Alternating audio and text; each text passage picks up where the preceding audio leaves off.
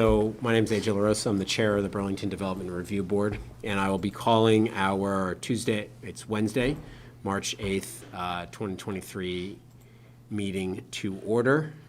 We have an agenda posted online, and it's a very short agenda tonight, so it's very likely we'll conduct a public hearing and then move on to deliberations afterwards.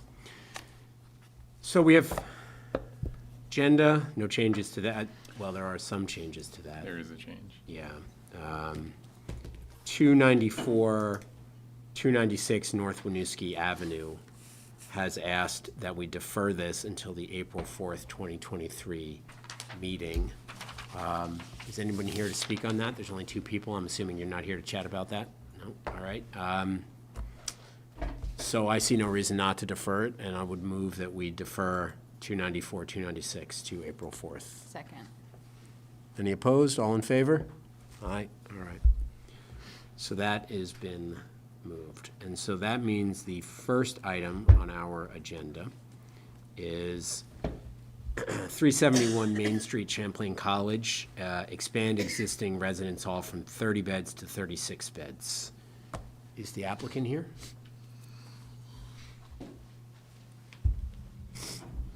I did end up recommending consent, AJ. Yeah, yeah. So this was on our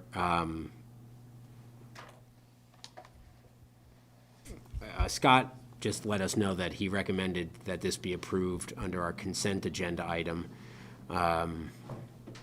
We don't really have a consent agenda on this application, but the indication is this is a particularly small project and seemingly a good project that works. Is there any member of the board that would object to treating this as a consent agenda item? No? Did you get a chance to read the staff's report? Do you have any issues with it that you need to address, or? For the record, Nick Anderson, Director of Planning and Operations at Champlain College. And no, all of the recommendations and the suggested conditions seem fine to me. Okay. Is there somebody who'd like to make a make a recommendation on this one? I'll make a motion on ZP-23-24 371 Main Street. I move that we approve the application and adopt staff findings. Second that. All those in favor?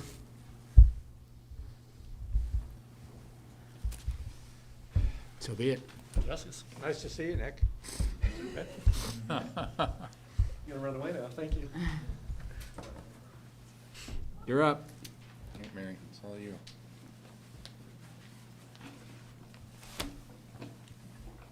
Good timing, I guess.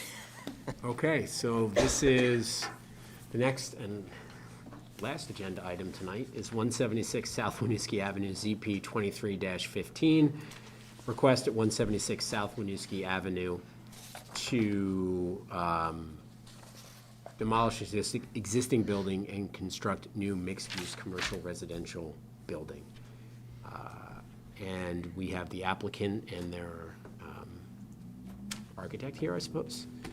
The applicant may be joining, but I'm the architect, Taryn, from Taryn. Winooski. And I'm the engineer, Greg Dixon. Civil engineer. And so would you raise your right hands? Do you swear that the testimony you're about to give in this matter is true and correct on the pains and penalties of perjury? Yes. I do. All right. Well, why don't you walk us through the project? We obviously have the information from the staff report. Why don't you walk us through the project and introduce us to it and tell us what you're doing? Sure. So this project is a collaboration between our client, which is Evernorth and Champlain Housing Trust, and the VFW. So the VFW has identified that this site and the building that they're in is no longer fitting their needs, and had approached CHT and Evernorth as developers to assist them in figuring out the best use of the property. Our program and goal for this site is really to develop affordable housing, some dedicated to veterans, and community space on the first floor. So we have two commercial tenants that we're proposing One is 4,500 square feet at the north end of the building, and the 2,500 square feet at the south end of the building, which would eventually be occupied by the VFW. At this time, that's our plan. The upper 4 stories would become housing, about 10 apartments per floor. The top floor steps back a bit and we introduce a rooftop deck, so that's how we get to 38 apartments. We have entrances on the primary facade for both of the commercial tenants and the residents in the middle. We've developed a street presence or streetscape and base of the building with the form-based code requirements to be public-facing and open and have a lot of glazing. And then the upper stories are a mix of materials to break up the massing, but still to provide a balance of vertical orientation as well as some connecting horizontal, trim and lines between the different volumes. We didn't want it to read as 3 distinct buildings, but these slots that you see are really generated as part of our requirement to form-based code, and they help to break up the long linear massing of the building. We were allowed to go 4 stories, but we chose to go 5. We considered 6 stories, but that really wasn't possible in a fossil-free building, which would be heated and cooled with air, a lot of moving air. And the first floor requirement of 14 feet, we just felt that it was too tight to get up to the 6 stories. So we found ourselves somewhere in a happy middle of 5, which provided us with the number of apartments that we hoped we could get on this project. The site is pretty tight, and in our clients' experience, many of their residents do not drive cars, but we found a mix of parking that we thought would serve the overlapping use of residents and commercial tenants for the first floor. The other buildings on the site include a smoking shelter that the client would be putting on a slab that we provide, and a trash enclosure. And there's a significant improvement we're proposing to the retaining wall between our property and the commercial property to the east. Does that capture? I think so. If I could Okay. interject, this is largely reviewed by staff under checklist for the form code. I was going to ask about that. So you're really being asked if you will accept the additional height over the administrative allowable height. So they're asking for the 5th story. And the second thing is a use of a composite material, which isn't listed in our traditional list of materials. They do want to use a specific product, which has been recommended for approval by the Design Advisory Board. We have accepted it and approved it in other applications, but unfortunately this particular product is not listed in the form code as being one of those defined products. That's the hardy trim. I have a sample of the trim here. No, Yeah. It's It's very similar to hardy. The form-based code allows fiber cement as one of the primary materials. We couldn't really call this fiber cement, but if you've looked at what fiber Is that the cement, round? yeah. Yes. If you've looked at what fiber cement is made of, you can see a bit of like the concrete fly ash and wood chips in it. Similar to Borel. Carpenters would rather cut that than the hardy any day. We've tested this and we're much more comfortable using this as a trim product and feel that its longevity, its smoothness, its workability is superior to the fiber cement. So we're asking for approval to use this instead of fiber cement trim. So I know it's traditional that you would step through all of these standards, but they've already sailed through their checklist. DAB has recommended it for approval. So your review is almost entirely limited to the additional height, which isn't one more floor, and which is discretionary by the DRB, and the use of this material for a limited amount of the trim.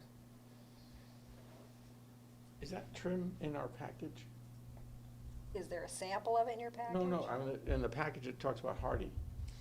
We're proposing to use some fiber cement products. The hardy that we shared in the package, we're thinking of as being the panels. They have the 4x. That's not in our. This is not the hardy. The hardy. I'm Oh, just asking what we have in front of us. We don't have information on that. yes, I believe you do.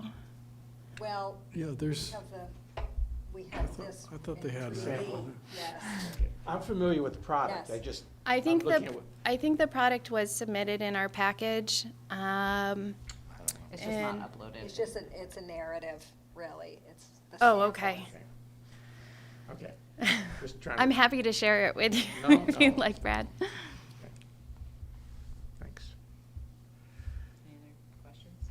Yeah, Mary, one of the permit conditions is the transportation demand management plan, and The TDM plan? Yeah, and- Yeah, it was submitted this morning. So Okay. I have that already because we anticipate more than 75% of the units are going to meet affordability standards. They only have to do 2 sections of the TDM plan. Both of those were submitted this morning. So they're prepared to sign an agreement for that. great, thank you.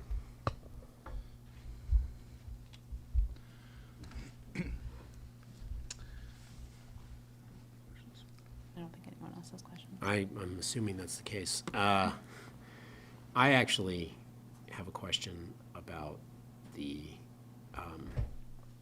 impact fees. Or did you have any issue with the impact fees assessed? Because it's part of our condition. Do we have an issue with impact fees? I want to make sure that you've seen them. Oh, I believe our clients are well aware of the impact Okay. fees in Burlington and on this project. All right, I'm Yes. just asking. 'Cause- We had gone to technical review, and we've talked about them a little bit, and we understand and hope to continue a really close relationship with the city as we develop things along South Winooski and in the public right-of-way. It's just, we don't often have a condition that very specifically says impact fees have to be paid They have to before be, occupancy, so. I wanna Okay. Make sure that people understand that. yes. As a matter of practice, I calculate the impact fees based on the area that's proposed. However, with eyes wide open, they are proposing likely all of their units will be affordable, which waivers are available and maybe exercised towards impact fees. So the caveat is in there that impact fees waivers are likely after review by the Housing Trust Fund Manager for the affordability of the units. Okay. There is nobody here to speak on this application that I see. Anybody else have any questions? Sean? We should have the engineer at least Yeah. say Greg, say something. Came all the way, and it looks pretty straightforward. Yeah, I mean, it's reusing a site that, Yeah. you know, I don't think a good there's any location for issues it. with it, but. It's definitely not straightforward, but from our perspective, it's not Yeah. that unstraightforward. no, we're working with city engineers and also trying to evaluate all the utility connections right now, and feel like that will be a process moving forward. But I think Doing underground retention, is that, what I'm seeing, some tanks yep. there? So right now we have some stormwater tanks that we'll use to kind of take the hit off those big storm events in the beginning, but it's definitely not enough retention to. This is just a curiosity question. You're on the edge of the ravine. Does that affect anything here? Absolutely. Yeah. Yeah, so you get a lot of, There's a lot to figure out about this old ravine. oh, yeah. And yeah. our Goes down structural 30 approach. feet or something. It is. So we located it as best we could by doing some search on our existing project site, which has its own wastewater and stormwater collection system, and then trying to map backwards while the thing runs pretty consistently full of water. So it has been difficult to find. I think we have it in a pretty correct location right now and are working with sort of structural to figure out how that affects the building. You got a sewer running under the corner of the building? Yeah, so this project has some pretty extreme development Yeah. circumstances, and one is the ravine, a very, very old, large brick core running underneath the corner of the building is concerning. And That's we what's have gonna be my unstable infill soils, so we're looking at ground improvements. And we're looking at a strategy to mitigate some of the structural risk of the building through a structural approach that would support that corner should part of the ravine collapse. If that were to happen, there'd be significant problems in the rest of the city and along the street, not just our project. But it's not unusual to build over the ravine. Our wonderful library goes over the ravine as well. So we think it's achievable, but it's been a consideration. We have some old water lines in the street that aren't giving us the most ideal supply of water either. We have contaminated soils, which are going to be a significant investment to move off-site. So it's taking a lot of commitment from our clients to figure out how this project can sustain itself and move forward. Well, it's good to see more housing, so, particularly downtown. With that, I guess we'll close the public hearing, and we'll probably deliberate on this Okay. in like 2 minutes. In 2 minutes? Is that something we could wait for? Yep, absolutely. Okay. Thank you. Well, with nothing else on our agenda, our meeting is closed tonight. Thank you. Thank you. Thank you.